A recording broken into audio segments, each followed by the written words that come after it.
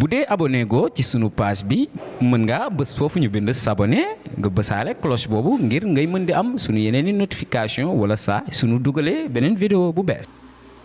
Adama Traoré li ñu naqari day naqari bu metti la parce que dañu ameel suñu ñaq ak suñu àq boo xam ñun waa SEAS waa ama collectif yi daal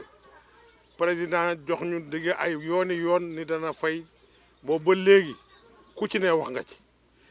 médiateur wax na ci sëriñ si wax na ci yaa ngi dégg mais même waa UCG ba ci ndaw si yore Innocence Tab wax na ci déposé nañ dossier yi Macky Sall saa yu ne nañ ñu fay mu mel na keroog dañuy gën a dellu ginnaaw dañoo sonn digga bor la lu ay di njàmbat lu waxu defu waaw li ñu nag dañoo sonn grève bii waa Dakar yi tëdd dañoo mënta tëdd dañ leen di jàppale dañ leen di wax ñi ngi seen ginnaaw tey suba ëllëg waaw bu ñu bàyyi bu ñu topp benn nit di leen ñëw fii di leen disperser président nag di foogoon nañ ni bu fekkente que dafa joxe kàddoom dañu war topp ay ndigalam mais président bés bu ne suñu mbir mi dafa méttee métti ma nga xam ni comme ni ko camarade bi doon wax mënatuñu faju nit ñi génn nañ seen kër lu ñëw kenn duñu ci boole retraité yaa ngi nii liñ leen di fay lu néew la yaa ngi dégg booleeg loo xam ne ñun ñaanuñu sarxuwuñu nañ ñu jox suñu ñàkk ñoo ko moom sëriñ si def nañ ci li war a def yëpp yaa ngi dégg ñun nag fu lu ñu war a def ci Ndar rek daañ ko def waaw suñu ñàkk la ñuy laaj ñiy wër naan dañuy defal plan social soxlawuñ ko ñi ngi remercier ñëpp jigéen ñi fi teew ak waa Dakar yëpp xeex mi tey la gën a saf wasalaam. dañu ñun bu ci buñ demee ba sottiwul mais li waa Dakar dañuy def la waa Ndar di defi mooy def grève de la faim ñëpp tëdd te ñun buñ koy def ca buntu marmial bee lañ koy defe ji mais déggoo li ma la wax xanaa kër yi tas nañ ñu amatu ñii seen waajur yi génn nañu àddina xale yi jàngatuñu ñàkk moyen moo ko waral est-ce que yaa ngi dégg koo xam ne nii sa loxo jotul sa ginnaaw nooy fay la sa doom buñ la waxoon pension bi ñuy fay waa SEAS da ngay tiit ñun kay dañ la na régler définitivement affaire bi nga xam ni sa waay ñun mënuñu tàllal loxo di yalwaan nañu jox suñu ñab ñu ànd ak suñu njaboot lu ñu am jël waaw parce que mënoo toog nga yor sa soxna mun ne nga di ko xool mu di la xool boo yow doo ko jox dépense nga yor sa doom bu feebaree doo ko mën a faj mbir mi dafa yàgg sëñ bi dafa yàgg waaw depuis Abdallah Boun Dionne wax na ci joxe nañ ay instruction moom saa yu joxe instruction rek kenn du respecté kàddoom loolu nag moo ñu xaw a jaaxal ci président wax juy tebbeeku daal moom la ñu mën lañu bëgg tema moom la ñuy waxal soxlawuñu keneen bu mu yónnee ndaw nañu fay suñu xaalis moom président jërëjëf. asalaamaaleykum maa ngi nuyu ñëpp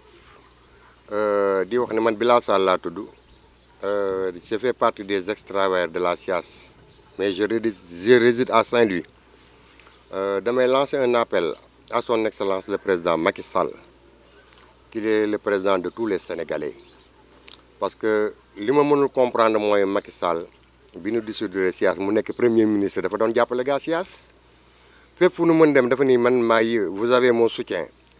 léegi on a un problème léegi SEAS nekk ci problème moom mu nekk le président de la République du Sénégal le président de tous les Sénégalais lu tax moom mënul régler problème SEAS dem na Arabie Saoudite di wax boobu ñu am confiance ni xëy na bu ñëwee rek daan nu fay fu nekk wax na fa fu ñu foog ne boobu ba léegi ñu courons derrière nos fonds te lii ñoo ko moom yalwaane wuñu ko te lii ñu nekkee monsieur le président yow yaa nu ko teg xoole ñii dee nañu ndax stress parce que dañu am xaalis boo xam ne dañ ko yaakaaroon jotuñu ko ñu dissoudre société bi illégalement yeewu suba rek bett nit tas société bi loolu mën na rey nit rey na fi nit ñu bëri de deux am na ñoo xam ne génne nañ leen seen location ñii ñoo ngi feebar mënuñu faju te seen lii nañu yaakaar monsieur le président dañu lay ñaan ngir yàlla ak yonente bi bu fekkee yow yàlla moo la sàkkunu jàppale nga am yërmande nga jàppale nu ñun ñii parce que sonn nañu am na ñoo xam ne sonn nañu mënatuñu dem am na ñoo xam ne sax ñoo ngi fanaan si mbedd mi qui est responsable de tout ça c'est l'état du Sénégal ñun suñuy droit la ñuy jël rus nañu sàcc rus nañu feni rus nañu nari kon lii nañu yaakaar ñoo ngi lay ñaan monsieur le président loolu mën jàppale gars yi ngi def grève de la faim à Dakar ñun ñoo ngi leen soutenir fi à Saint-Louis dans tout le Sénégal nag am na ay ex-agence SEAS parmi les 14 régions du pays du Sénégal ñoom ñëpp daan def grève de la faim ñoo ngi lay ñaan nga jàpp si le plus rapidement possible nga fay nu allahumma salli ala sayyidina Muhammad. Donc nous sommes réunis aujourd'hui dans un premier temps pour venir en soutien et montrer notre solidarité à nos camarades qui sont présentement à Dakar depuis plus de 2 semaines en grève de la faim. Et ça concerne les ex-agents de la SIAS, de la SOTRAC, de Ama Sénégal et de Camcud. Donc tous ces agents sont des ex-agents de la propreté. Donc aujourd'hui, à l'heure où les travailleurs du nettoiement font la fierté au niveau du Sénégal à travers l'UCG, donc nous sommes là en train de moisir et de gérer notre rancœur par rapport à une situation qui a assez duré. Parce que depuis septembre 1995, la SIAS a été liquidée à l'instar d'autres sociétés. Et depuis lors, nous courons derrière nos droits légaux. Donc sur ce plan-là, au sortir du Conseil des ministres du 8 septembre 2016 et du Conseil des ministres du 13 octobre 2016, le président de la République avait instruit le Premier ministre à ce que ces droits sociaux soient pris en charge. C'est-à-dire qu'on règle une fois pour toutes cette question assez latente du paiement des ex-agents de la SIAS, de AMA, de SOTRAC et de Camcud.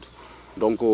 c'est difficile, c'est douloureux si on considère que nombre d'entre ces agents-là sont décédés. Ils ont laissé derrière eux des veuves, des orphelins qui n'ont aucunement bénéficié des programmes sociaux de l'État du Sénégal. Il y a la couverture médicale universelle, il y a les bourses familiales et nullement ces personnes ont été prises en charge. Donc ils sont là en train de moisir, en train d'avoir des difficultés pour la scolarisation de leurs enfants, ils peinent à se soigner, etc., etc.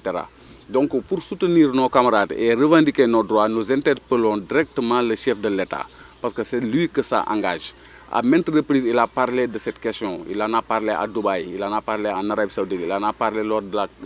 la clôture de la campagne de 2019, la campagne électorale. Donc il est bien au courant de cette situation-là. Et c'est lui et lui seul qui peut régler cette question. Nous l'interpellons. Nous ne voulons plus qu'il délègue ses pouvoirs à ses ministres, parce qu'à plusieurs reprises, il a donné des instructions qui n'ont pas été respectées. Soit il n'est pas respecté du tout, ou bien ses ministres font ce qu'ils veulent. Mais nous prions le chef de l'État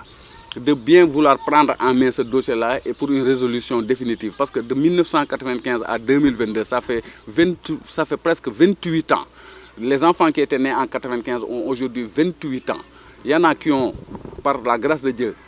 continué leurs études, mais nombre d'entre eux ont abandonné leurs études faute de moyens par rapport à leurs parents qui n'ont plus d'emploi. Il y a des personnes qui devaient travailler jusqu'à aujourd'hui et qui ont perdu ces emplois-là depuis 1995. Donc il y a un manque à gagner énorme. Donc nous interpellons le chef de l'État et nous encourageons nos camarades qui sont présentement à Dakar à ne pas baisser les mains, à continuer la grève jusqu'à la résolution définitive de cette question-là. Donc nous vous remercions. Nous prions aussi